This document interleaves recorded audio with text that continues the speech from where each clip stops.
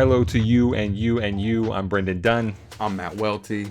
You may know us from such programs as Full Size Run and the Complex Sneakers Podcast, but we're not here to talk about all that. We're here to talk about the best Nike Air Max sneakers of all time. We're here to break down the 10 best Air Max sneakers of all time. This is based off of a list that we did with the Complex Sneakers team.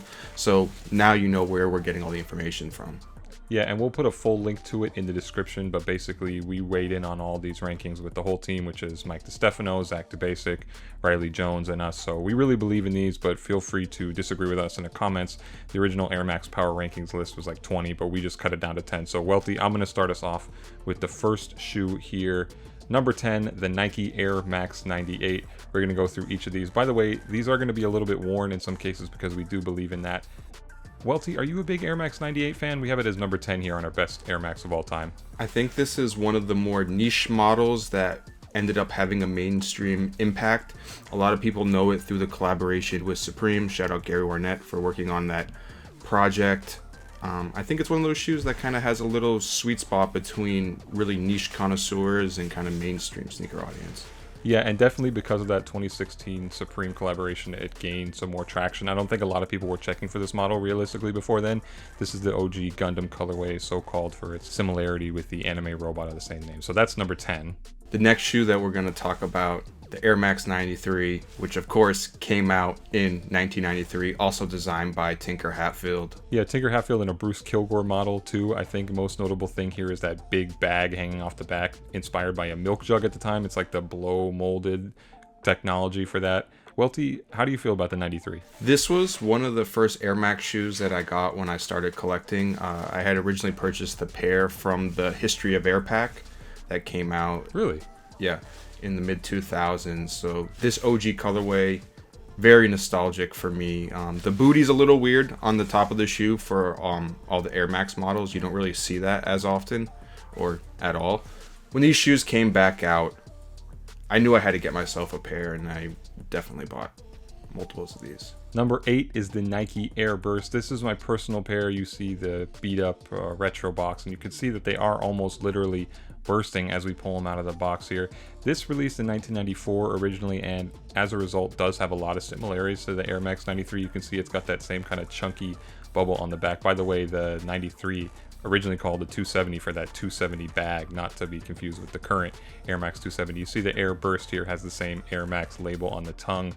By the way, a lot of times they don't actually call this an Air Max. It's like the Nike Air Burst on the box label. This is a retro pair, so we were kind of unsure about whether or not we should really include it. When I went through the list on this, I had a feeling that this was your personal pair because I think you had worn these before around the office. But for those who don't know, one of the most significant moments that this shoe had was actually released in a collaboration with Eminem. Yes, the Slim Shady pair. Next shoe that we want to talk about, number 7 on the list, is the Nike Air Classic BW. It's another one of those models where it kind of straddles the line between isn't it an Air Max sneaker, but I think that this sneaker from 1991 is a very important subcultural shoe, I think, to some extent. Huge shoe in France, had a collaboration with Stash. I think there was that Stash pair. There was a PSG Paris Saint-Germain pair that some people thought was maybe a USA colorway, kind of nodding to those Parisian roots on this shoe. And another fun fact, this is my personal pair. I have to admit, I've never actually worn the Air Classic BW for Big Window, but I need to actually get some miles on these. These are dead stock for me right now. Next sneaker on the list, number 6 in our best Air Max sneakers of all time. This is the Nike Air 180. This is another model I feel like is kind of underappreciated. This came out originally, I want to say 1991. Please correct me if I'm wrong in the comments section. This is the original ultramarine colorway. These come back out every few years. A special technical advancement on this, if you see the airbag on the bottom was kind of all the way through. It wasn't housed in the same unit as like a 90, so that was really an important thing at the time. Well, do you remember that Michael Jordan photo also for 1992 with him wearing the Concord colorway, one of the original OG ones? Yes, I also had this shoe when it in the same time as the 93, and they're called dirt magnets because they get dirty as fuck. Yeah, that mesh on the upper, right? And the synthetic suede. Yep. Next shoe up at number 5 is an Air Max with multiple names. So if you want to call it an Air Max Plus, Air Max TN. What's the most official name, Welty? What do you call these? I think the official name is, well, it says TN on the back, so. But in the US, they call it the Plus. Overseas, it's called a TN. This shoe came out in 1998. It's the only Air Max on our list that has tuned air as well as Air Max. Another one of those subcultural shoes where this shoe has quite of a reputation overseas, Australia, UK, in the grime scene. People like Dizzy Rascal wearing them. Beautiful shoe. And again, I want to say this is my personal pair, so that's why you see some wear on these.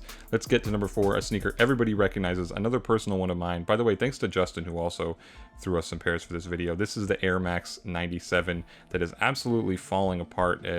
The Japan colorway, as it's called, although not totally exclusive. I did have a conversation with Gary Warnett, rest in peace, before he died about that. This is the last shoe I ever talked to him about.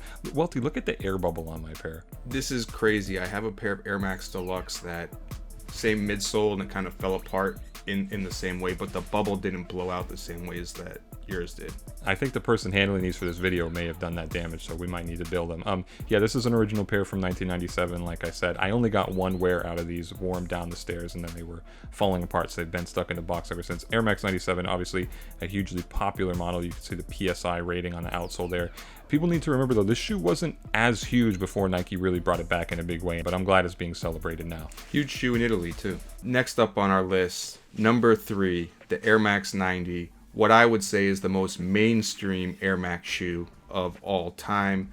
This is the infrared colorway, probably one of the most iconic Air Max colorways of all time. These look so good. These always look good, man. Yeah, so easy to wear. I think that when I say mainstream, this is one of the shoe that a lot of people have memories of when it comes to Air Max. Is the shoe you go to big box retailers and see on the shelf all year round. Welty, you and I were both just talking about, we both still have pairs of the 2010 version. Yeah. These are a little worn here. Again, we don't want to see any comments complaining about how worn the sneakers are, because we support people actually putting mileage in their shoes. So this is an older pair. These are about to come back out, and I think they're calling them the Air Max 3 by the original name.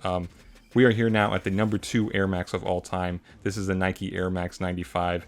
Sergio Lozano design, something that really took the line in a new direction. This is my personal pair, the original neon colorway, something that looks so good, that anatomical design, the gradient going from the darker suede to the lighter up top, and those pops of color that work on all those OG style colorway, whether it's the neon, photo blue, or the mint pair as well. Welty, I know you've worn a lot of Air Max 95s in your day. I think that this was the first Air Max shoe that wasn't designed specifically for running, or wasn't marketed specifically as a running shoe. It was about the lifestyle of running. And we've definitely seen the Air Max 95 take on that role, kind of like the Air Max Plus, where it has large legacy within musical subcultures. So I think it's a powerful shoe. Yeah, and again, that PSI grading on the bottom. Okay, Welty, we're here, number 1, the number 1 Air Max, the best Air Max of all time. Take it away. Any surprise? It's the Air Max 1, 1987, Tinker Hatfield design, the Pompidou Center in Paris, France, exposing the air that had been in Nike sneakers all this time. And Tinker almost lost his job over this sneaker and giving away too much of the secrets of Nike. This is the one that started it all. Here's the blue colorway. Red is the other colorway that, a lot of people connect to. Collaborations with Para and Pada. Huge shoe in the Netherlands. So many good collabs over the years. Yeah. So many good ones. I know the red is the more iconic, but these are the ones I had on deck. That is our number 1 Air Max sneaker of all time. Welty, do you feel like people are going to be upset with some of these picks, or do we think we don't have to battle it out in the comments? I want them to battle it out. Okay. But if you have some sort of problem with these picks, I don't know what to tell you. I don't think it gets any better than this. And like we said, the original list was 20 sneakers long, so I do want to mention a few honorable mentions that were left off. Things that Welty likes, like the Air Max Deluxe.